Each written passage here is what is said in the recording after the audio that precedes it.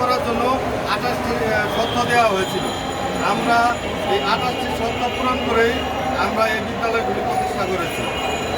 এখানে যারা শিক্ষক আছে, যারা শিক্ষক এখন বর্তমানে এমপিও চাই, তারা আন্দোলন করতেছে, তারা কি পরীক্ষার মাধ্যমে আসছিল না শুধু নিয়োগের মাধ্যমে আসছিল? না, এই শিক্ষকগুলি আপনার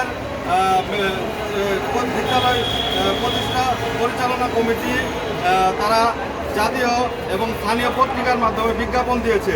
সেই বিজ্ঞাপনের আলোকে তারা আবেদন করেছে।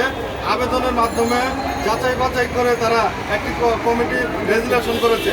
সেই রেজুলেশনের মাধ্যমে সরকারের প্রতিনিধি উপস্থিতিতে লিখিত এবং মৌখিক পরীক্ষার মাধ্যমে তাদেরকে নিয়োগ দেওয়া হয়েছে।